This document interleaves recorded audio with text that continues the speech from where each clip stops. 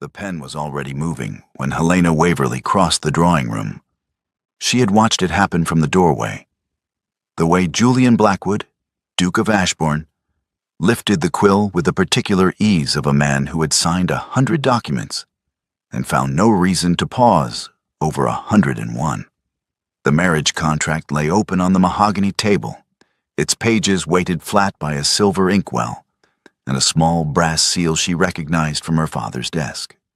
Cressida stood at the far window, adjusting her gloves.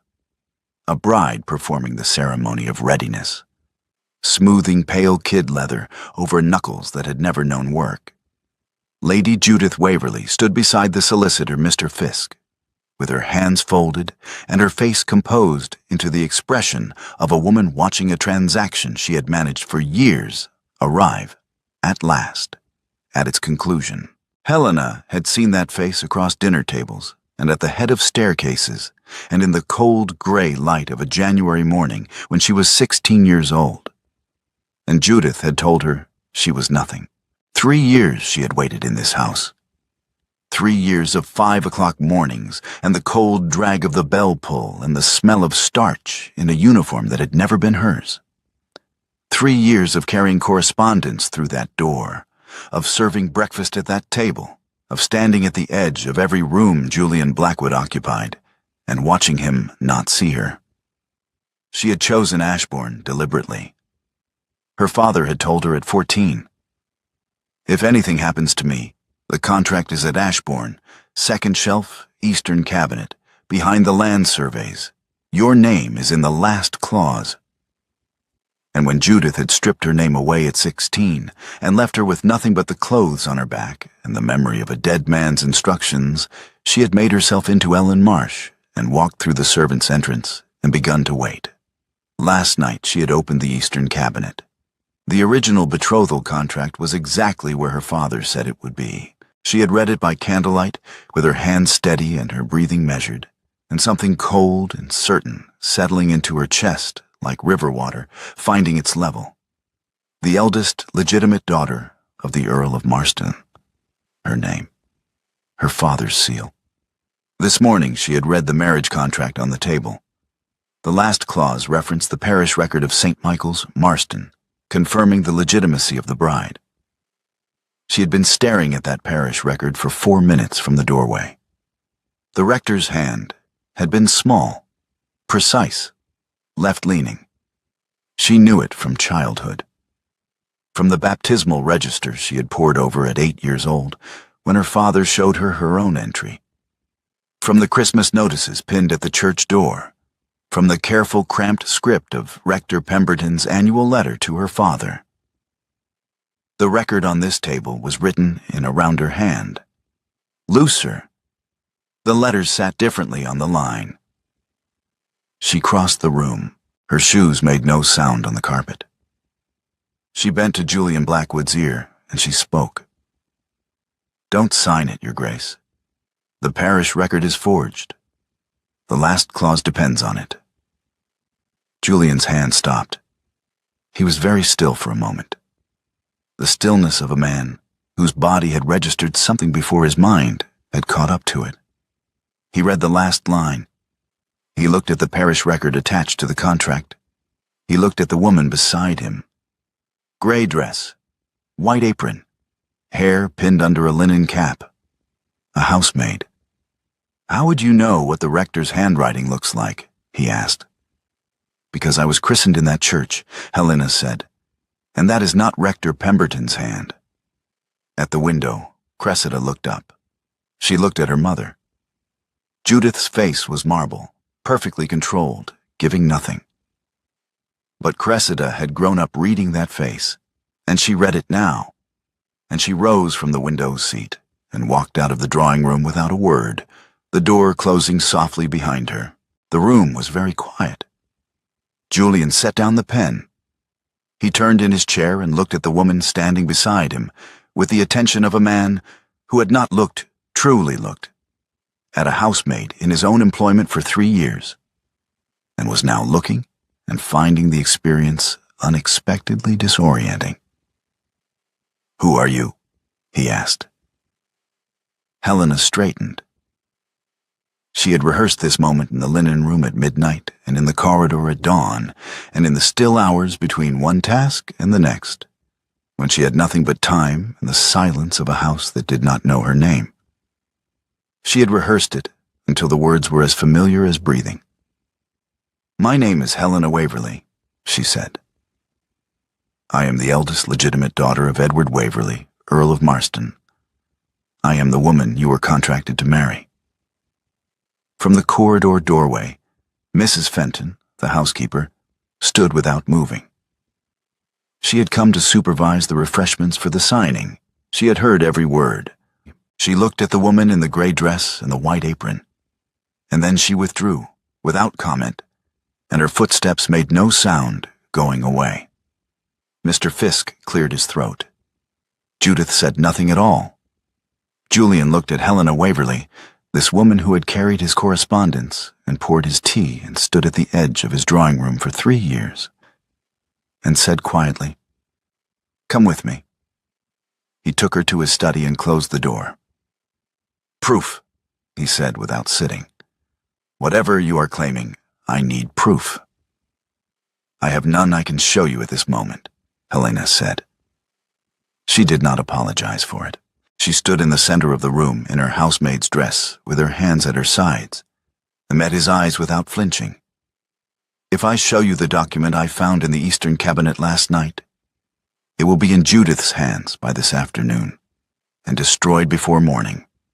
So I am not going to show it to you. What I am going to give you is 3 facts you can verify yourself today, without my help." Julian looked at her steadily. "Go on."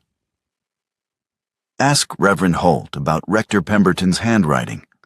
Holt has maintained every entry in the St. Michael's Register since 1790. He knew his predecessor's hand. Show him the record attached to that contract and watch his face."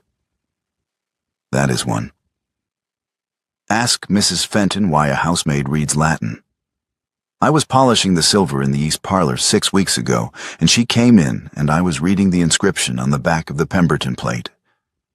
The dedication is in Latin, and I translated it aloud without thinking. She has not mentioned it since, but she has thought about it." Julian was quiet. "Ask your archivist whether anyone accessed the Eastern cabinet last night," Helena said. "He locks it at 8 o'clock. I was in there at 10:30.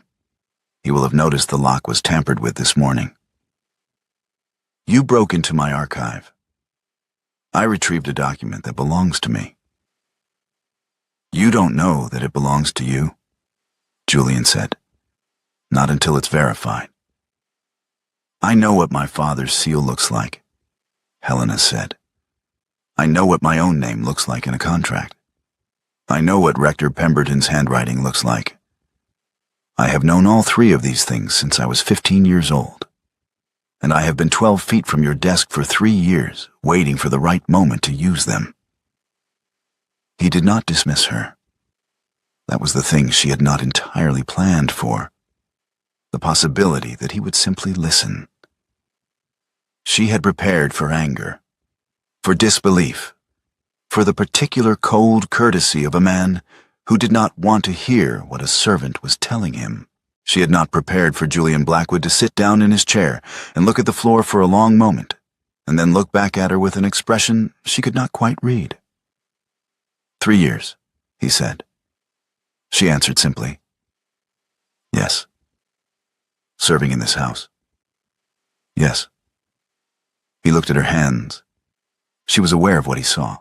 The roughness at the knuckle, the faint red mark along her right palm from the copper pots, the short nails of a woman who worked. She did not move to conceal them. "I will ask the 3 questions," he said finally. She nodded and left. The servants' corridor was empty at that hour, most of the household still absorbed in the quiet confusion that had followed Cressida's departure from the drawing room. Helena walked toward the linen room with her head down and her pace measured, and she was almost at the door when Mrs. Fenton appeared at the far end of the passage. The housekeeper walked toward her without hurry and stopped 3 feet away. She was a compact woman in her 50s with gray at her temples, and the particular authority of someone who had managed a large household for a very long time without raising her voice. "Ellen," Mrs. Fenton said. Then she stopped and corrected herself. "Or not Ellen, I think." "Not Ellen," Helena said. Mrs. Fenton was quiet for a moment. "I knew no housemaid quotes Virgil when she polishes silver. I said nothing because I did not know what you were running toward, whether you were in danger, whether you were hiding from something worse than this house. I did not want to make your situation harder by asking questions you could not safely answer." Helena had been composed for 3 years. She had been composed in the drawing room and in Julian's study and in the long, empty hours between. The composure had been a tool, something she picked up every morning with a uniform and set down at night. And she had trusted it completely. Mrs. Fenton's voice saying those words did something to it that she had not expected. She did not weep. But there was a moment, brief, specific, the length of a single breath held and then released, where the 3 years of it pressed against the back of her throat, and she had to look at the linen room door and wait for it to pass. "You are the Marston girl," Mrs. Fenton said. Not a question. "Yes," Helena said when she could. "Then you are braver than every woman in silk I have ever served." Mrs. Fenton looked at her steadily. "What do you need from me?" Helena recovered herself. "Nothing yet. When the time comes, I will ask." Mrs. Fenton nodded once and walked away, and Helena opened the linen room door and stood for a moment in the smell of pressed cotton and lavender, and breathed. Lady Judith Waverley arrived at Ashbourne the following morning, 2 days ahead of the schedule she had communicated to the house. She came in her own carriage with her own maid and a trunk of correspondence, and she moved through the house with the authority of a woman who had managed far more complicated situations than this one, and expected to manage it again. Helena was carrying a tray through the east corridor when she heard the carriage on the gravel. She did not stop.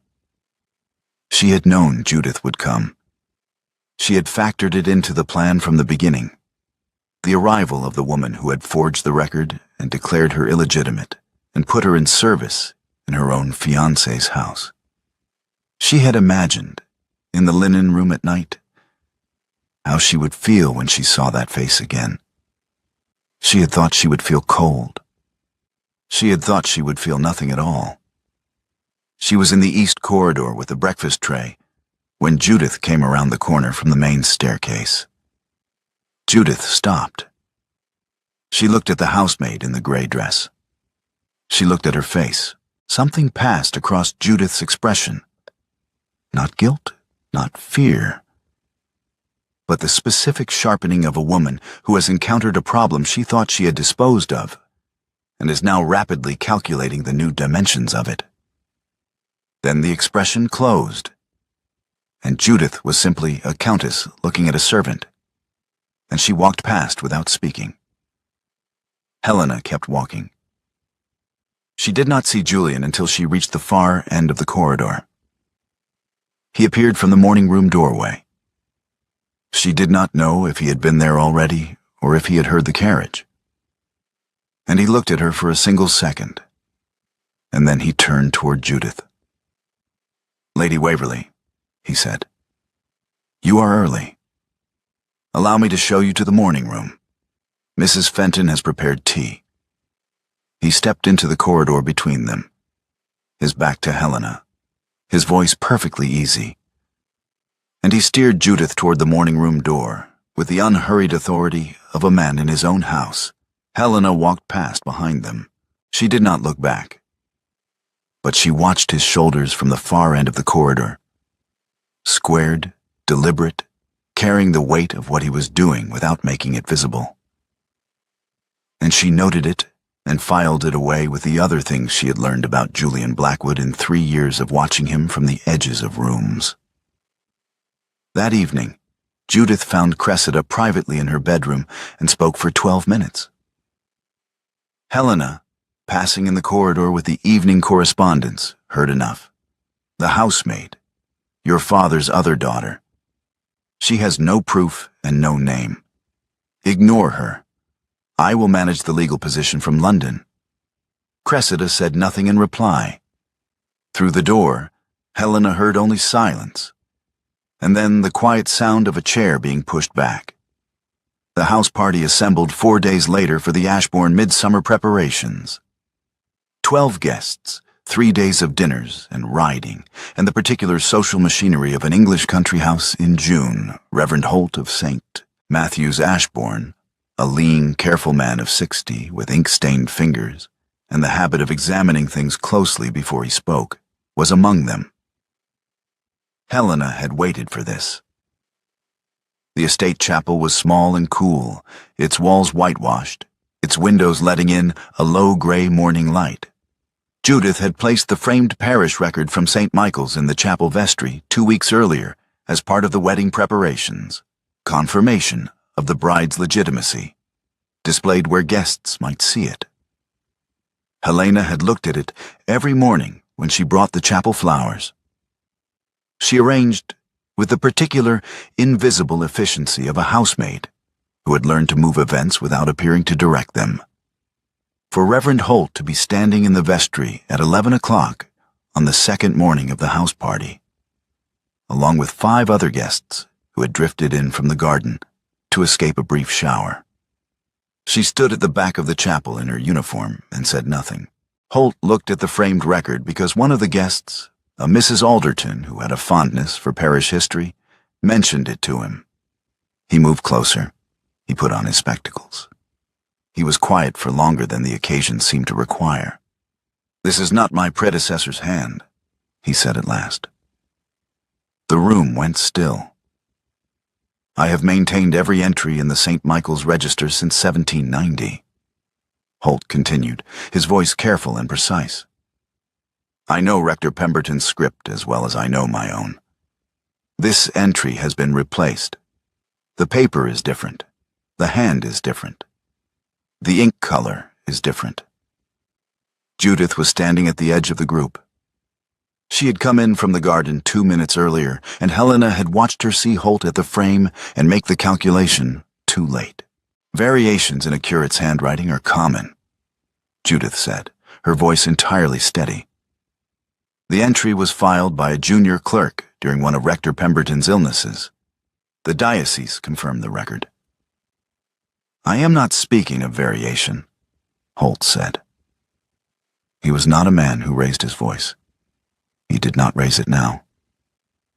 "I am speaking of a different hand entirely, different letter forms, different pressure on the quill. This is not a variation. This page has been replaced." The 6 guests in the chapel were very quiet. Mrs. Alderton looked at the record, then at Judith, then at the record again.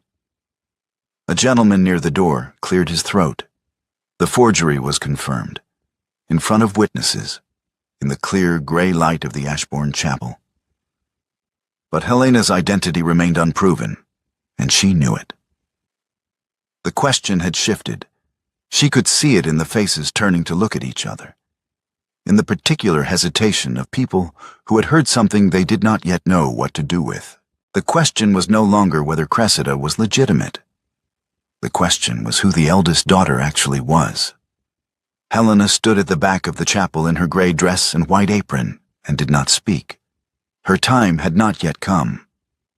Julian came to her that night.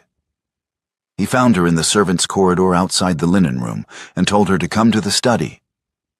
And she followed him through the back passages and up the narrow stair and into the room that smelled of beeswax and old paper and the particular quiet of a space where a man spent his evenings alone. He had a journal on the desk, leather-bound, the spine cracked with age, the pages dense with a slanted hand she did not recognize. "My father's," Julian said. He did not sit. He stood beside the desk with his hand on the cover and looked at her. "I found it 2 years ago in the locked drawer of the writing table." He left no instructions about it. I think he expected it to stay locked. He opened it to a marked page and stepped back. Helena came forward and read, "The Marston record is false. I have examined it against the original in the diocesan archive. Helena Waverley is legitimate, the eldest daughter, the contracted bride, precisely as the agreement states. I confronted Lady Judith Waverley on the 14th. She has made clear that she possesses information regarding a child born to a tenant's wife at Ashbourne 30 years ago, and that she will use it if I pursue the matter. I have chosen silence. God forgive me. The girl is 16 and has been put from her home, and I have chosen my reputation over her life, and I do not know how to live with that, and I am going to have to learn." Helena stood with the journal in her hands and read the page twice. She set it on the desk. "Your father knew," she said, "for 6 months before he died. He chose his reputation over my life." "Yes," Julian said. He did not try to qualify it or explain it away. Helena was quiet for a moment. Then she asked, "How long have you known?" "2 years. Since I found the journal." Julian moved to the window. Outside, the grounds were dark, the last of the evening light gone. "I began searching for you immediately, through solicitors, through parish inquiries in Marston and the surrounding counties. I wrote to 3 separate record offices. I found nothing, no trace of Helena Waverley after the declaration of illegitimacy. She had simply vanished." He turned from the window. "You were here," he said. "You have been here every morning." 12 feet from your desk," Helena said. Something moved across his face. Not anger at her, but at himself, sharp and specific, the expression of a man confronting the architecture of his own blindness. "I cannot undo that." "No," Helena said, "but you can't stop searching. I am standing in front of you." She turned to leave. At the door, she stopped. She had not planned this. Or perhaps she had. Perhaps 3 years of watching him had produced this knowledge of him the way water produces a channel, without intention and without stopping. She turned back. She crossed to where he stood beside the desk, and she took his right hand, the hand that had been moving toward the pen that morning, and she turned it palm up. She looked at it the way she had looked at silver for tarnish, with the same professional attention, the same care. "You have ink on your thumb," she said. "I was writing to the diocesan archivist this evening." "For me?" His voice was quiet. "Yes." She folded his fingers closed. She held the closed fist between both her hands for 3 seconds. The warmth of it against her palms, the weight of what it had taken to get to this room, and this moment pressing against her from all directions at once. Then she released his hand and left. Behind her, she heard him open it. Judith moved the following morning. She wrote to the solicitor Fisk, instructing him to dismiss the disruptive housemaid, the one who had been making claims in the drawing room and apparently agitating the household staff. "Ellen Marsh," the letter said. "Upper housemaid. 3 years' service. Dismissed without reference." Julian found Helena in the linen room at noon with her small collection of objects laid out on the narrow bed. A book, a letter, a child's embroidered handkerchief with initials in the corner, a pressed flower that had been her mother's. "You expected this," he said. "The moment Holt spoke in the chapel, I lost my position and my access to the archive," Helena said. She was folding the handkerchief with care. "I had prepared for it." "The betrothal contract," he said. "Is it safe?" "It is not here. It is hidden, and it will stay hidden until the right moment." "And when is the right moment?" Helena looked up at him. "The midsummer ball is in 4 days. Judith will be in that room. There will be 60 guests, county families, the magistrate, 2 members of the clergy. I need Judith present, and I need witnesses who cannot be quietly managed afterward. A servant's testimony in a solicitor's office disappears. A servant's testimony before 60 people at a duke's midsummer ball does not. Julian was quiet. "Do you trust me?" Helena asked. The question landed in the room and stayed there. He was a duke being asked to trust a woman who had been in his household under a false name for 3 years.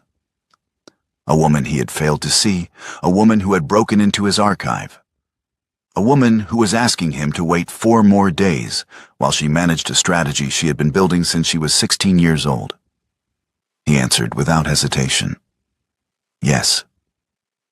"Then wait," Helena said. 4 days. That afternoon they walked the Marston-Ashbourne boundary line together. Julian had suggested it, and Helena had not refused. And they went out through the south gate in the low afternoon light, the June grass long and pale gold along the field edges. The boundary was the original source of the marriage alliance. The disputed fence line between the 2 estates that neither family had been able to resolve for 30 years. Helena had known it was coming to Ashbourne as part of her dowry before she knew what a dowry was. She named every post and marker from memory as they walked. "That oak is the northeast corner," she said, pointing without slowing. "The boundary runs south from there to the old stone wall. The wall is Ashbourne's. The land on the east side of it is Marston's. My father disputed the eastern field for 20 years. He was right. The original survey from 1743 puts the field inside the Marston boundary. Ashbourne's steward remeasured in 1801 and moved the post. My father marked the original position with a notch in the oak." Julian looked at the oak. The notch was there. "My father walked this with me when I was 15, Helena said. "He told me, this is where Ashbourne ends and Marston begins. He said one day it would matter. I did not know then that it would matter in quite this way." She stopped at the old fence post at the boundary's midpoint, the marker that had stood since before either of their father's time. The wood bleached gray by weather, the iron hinge rusted to the color of dried blood. "In 4 days," she said. "I will either have my name back or I will have nothing. No position, no income, no identity I can prove to any court in England. I have spent 3 years building toward one public moment, and if it does not hold, there is no second attempt." Julian stood beside her. He did not offer false comfort. He did not tell her it would work, because he could not know that. "I believe you," he said instead. "I want you to know that separately from whatever happens in that ballroom. I have read my father's journal. I have seen Holt's face in the chapel. I have watched you describe this land with more precision than my own steward. Whatever a room full of county families decides on Friday night, I believe you." Helena turned to face him. She was tired, the specific tiredness of a person who has been holding something heavy for a very long time and can feel the moment approaching when she will either set it down or drop it. She placed her forehead against his chest, not an embrace, simply the weight of 3 years finding somewhere to rest. He lifted one hand and placed it on the back of her head. He held it there, steady and without demand. They stood at the border between the 2 estates, while the last of the evening light drained from the sky over Marston, and neither of them spoke. And the silence between them was full rather than empty. Julian rode to the diocesan archive the following morning and returned before noon. He came to the study and laid 2 documents on the desk side by side. Helena came to look. The original christening entry from St. Michael's, Marston. Rector Pemberton's hand, small, precise, left-leaning. The letters pressed firmly into the page, with the particular consistency of a man who had written the same style for 40 years. And beside it, the entry from the framed record in the chapel. Rounder, looser. The letters sitting differently on the line, the ink a slightly different shade. The difference was visible to anyone who looked without deciding first what they wanted to see.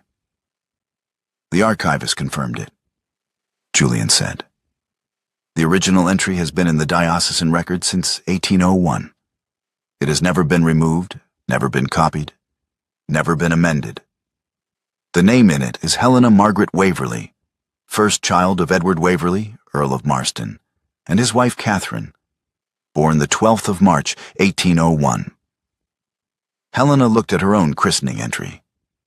Her name in Rector Pemberton's careful hand, exactly as her father had shown her when she was 8 years old, and she had traced the letters with her finger, and he had said, "That is you, that is your name. It will always be there." Judith also wrote to the bishop, Julian said. She claimed Holt was elderly and confused, and that the record was genuine. I intercepted the letter before it left the house. Helena looked up at him. Fisk brought it to me, Julian said. He is a solicitor, and he knows the difference between a client and an accessory. The night before the ball was warm and still, the air carrying the smell of cut grass and something sweet from the south garden. Helena was at the fence post at dusk when Julian found her. He came on foot across the field, and she heard him before she saw him. And she did not move. "Tomorrow," she said, when he was close enough to hear. He came to stand beside her. "Tomorrow." "I need you to stand first," she said, "before I step forward. The room needs to hear it from you before they hear it from me. A woman in a maid's uniform speaking her own name is a curiosity. A duke presenting documentary evidence is a different thing entirely." "I know," Julian said. "I have thought about the order. If Judith speaks before the evidence is fully presented, she will redirect the room. She is very good at redirecting rooms. Then I will not give her the opportunity." He looked at her in the fading light. Helena. It was the first time he had used her name. Not Ellen, not Miss Waverley, not Lady Helena, not the careful neutrality of a duke addressing a housemaid. Simply her name, spoken as if he had been holding it in his mouth for 2 years and had finally found the moment to say it. She did not answer him, but her chin lifted slightly, the way it did when something landed precisely where it was aimed. "Whatever happens tomorrow," he said, "I want you to know that I wrote to my solicitor this morning. Not Fisk, my own man in London. I have instructed him that regardless of the outcome of the ball, regardless of whether the room accepts the evidence, I am withdrawing from the engagement to Cressida. The match as it stands is void. That is done." Helena was very still. "You lose the boundary resolution. You lose the political settlement. Your steward has been managing the Eastern Field dispute for 30 years. "I know what I lose," Julian said. She looked at him. Outside the warmth of his deliberate voice, the evening was very quiet. The last bird settling, the grass still, the border between Ashbourne and Marston running through the dark beneath their feet. She did not tell him what that cost him. She did not perform gratitude. She simply looked at him, and he looked at her. And the fence post stood between the two estates as it had stood for a century. And neither of them moved till the dark was complete. The midsummer ball. 60 guests in the Ashbourne ballroom, the county magistrate and his wife, 3 families from the Marston Valley, 2 members of the clergy, Mrs. Alderton, who had been in the chapel when Holt spoke, a dozen others who had heard the whisper moving through the house party for 3 days. Cressida in blue silk at the edge of the room. Judith beside the long windows in gray, her posture immaculate, her expression the marble composure that Helena had known since she was 10 years old. Helena stood at the back of the room in her uniform. She had dressed for it deliberately. Not because she had nothing else. She had retrieved her own dress from the trunk in the attic room where Judith had had it sent 3 years ago. She had held it in her hands that morning. The cream muslin, the small mother-of-pearl buttons. She'd put it back. She wanted them to see who spoke. Not a lady in borrowed costume, the woman who had served their tea. Julian stood at the front of the room. He did not call for silence. The room quieted when he moved to the table. The way rooms quiet when a man with that particular quality of stillness begins to do something with intention. 3 years ago, he said, Lady Judith Waverley presented a parish record to this household and to the Ashbourne solicitors declaring her stepdaughter Helena Waverley illegitimate. That record was used to void Helena Waverley's betrothal contract and to substitute Cressida Waverley as the prospective bride. I accepted the record at the time because I had no reason not to. He placed the 2 documents on the table, side by side. Reverend Holt of St. Matthew's, Ashbourne, examined the parish record in the estate chapel 4 days ago, in the presence of 6 witnesses.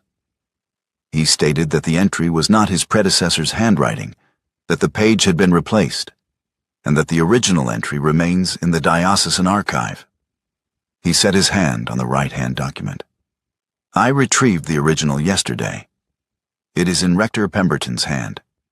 It names Helena Margaret Waverley as the eldest legitimate daughter of Edward Waverley, Earl of Marston. The diocesan archivist confirmed that this entry has never been removed, amended, or duplicated. The room was entirely still. Judith stepped forward. "This is a servant's fantasy," she said. Her voice was perfectly controlled. "The housemaid has been making claims in this house for days, claims that any court would—" "She is not making claims," Julian said. "I am."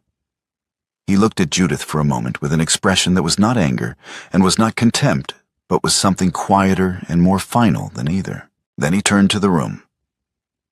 The original betrothal contract between the Ashbourne and Marston estates specifies the eldest legitimate daughter of the Earl of Marston.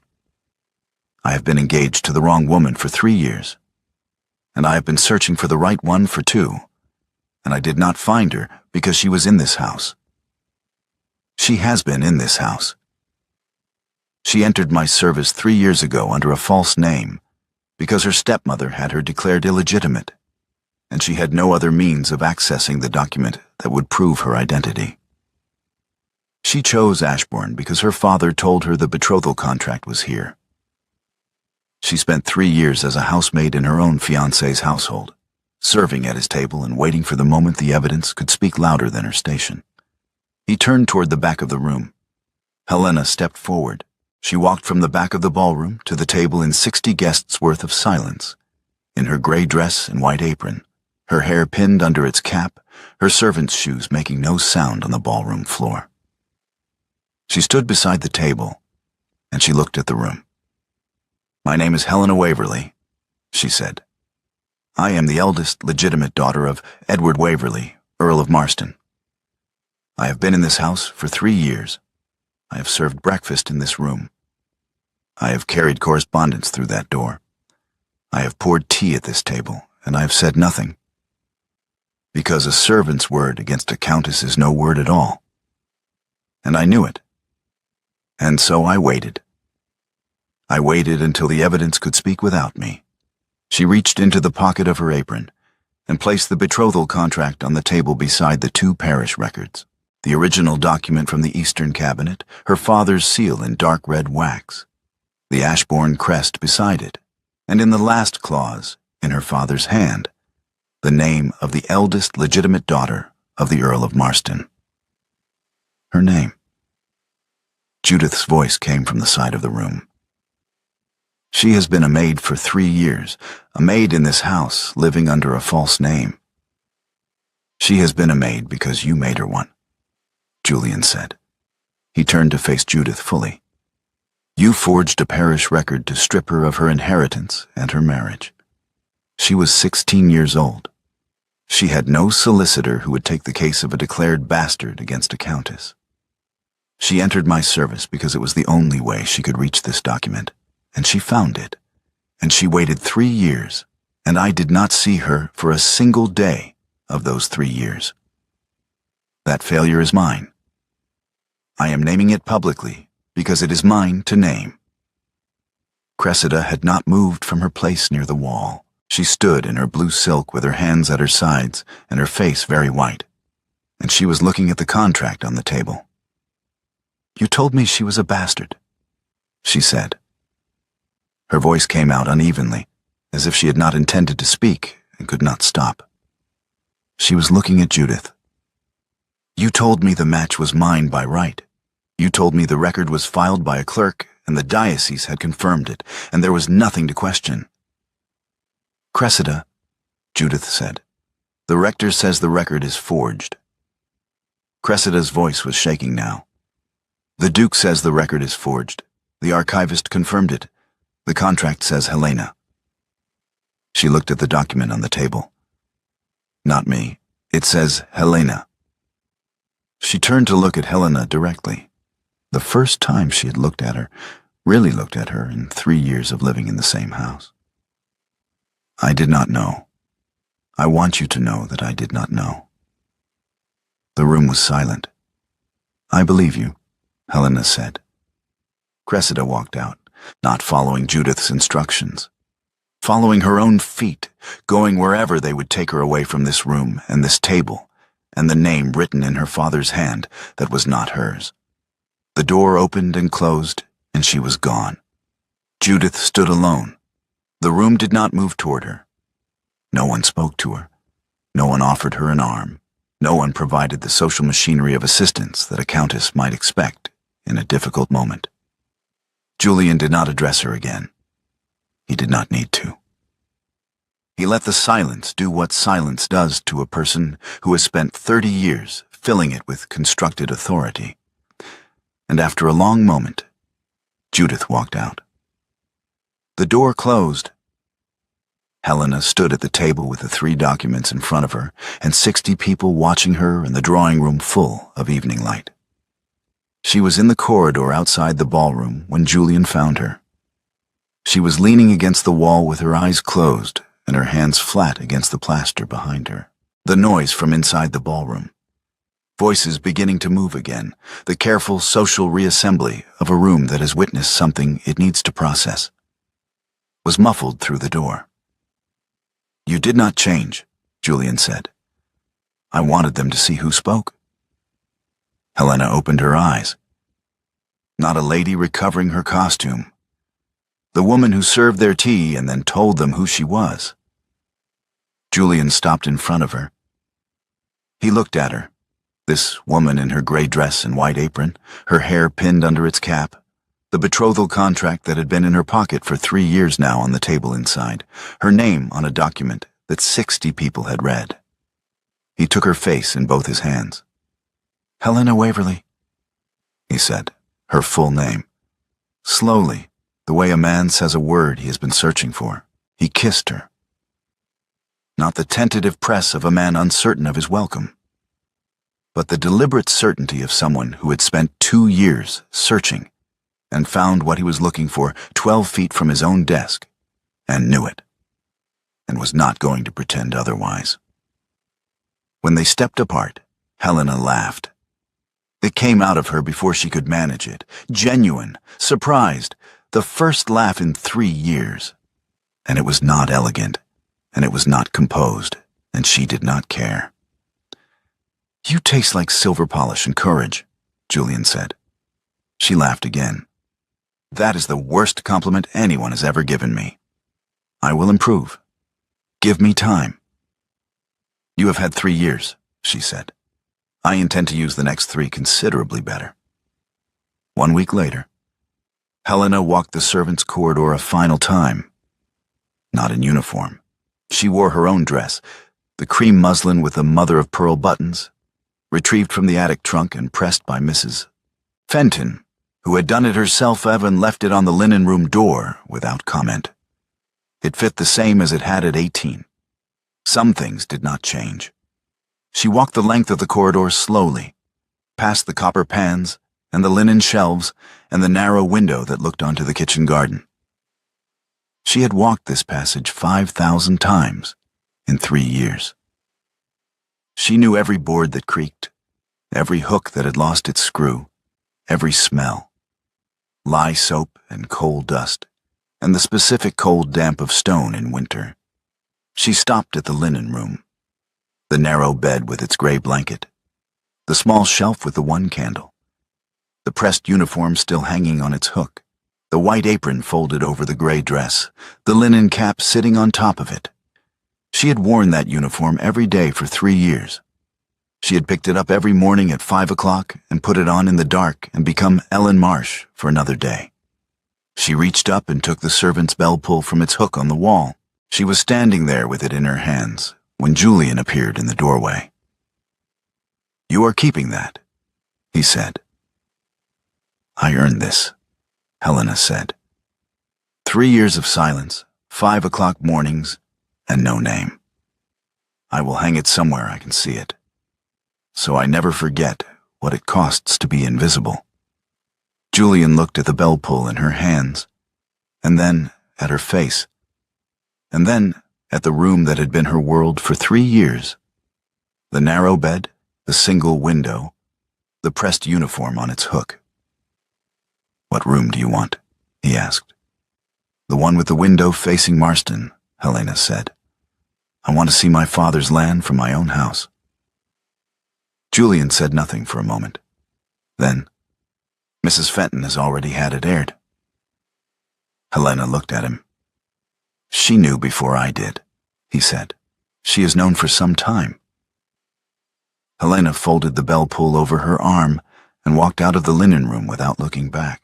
Behind her, the narrow bed and the gray uniform and the 3 years of it stayed in the room where they belonged.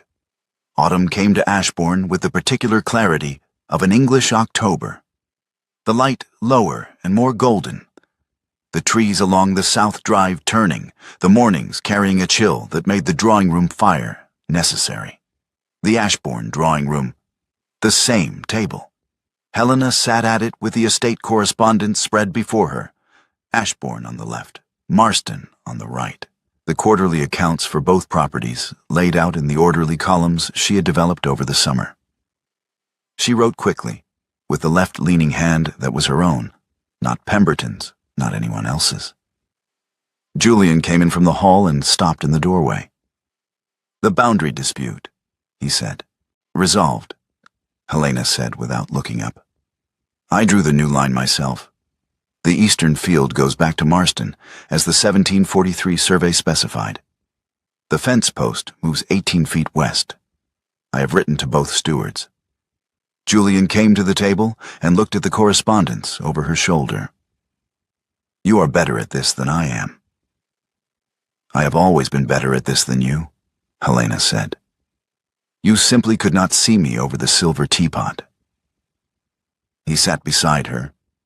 He reached across and took her hand, the right hand, the one that had poured his tea and carried his letters, and held a pen against a forged record in the Ashbourne chapel, and placed a betrothal contract on a ballroom table before 60 witnesses. He held it without speaking, the way you hold something you know the full weight of. The new marriage settlement lay at the far end of the table, not the contract that had been laid out for signing in this room in June, not that document, which had been drawn up by Fisk on Judith's instructions and named the wrong woman and served the wrong purpose. This one had been drafted by Julian's solicitor in London, reviewed by Helena herself, amended in 3 places where the terms did not satisfy her, and returned for revision. The boundary resolution was in it. The Marston estate management was in it. Her name was in it, in her own terms, in her own hand in the margin where she had written her amendments. She took the pen. Julian's hand rested on hers, not guiding it, not steadying it, simply resting the way a hand rests when it is found where it belongs. Helena Waverley signed the contract herself. Her name in full, in the left-leaning hand that Rector Pemberton had recorded in a christening entry in 1801, and that Judith had spent 3 years trying to erase. The ink dried in the autumn light.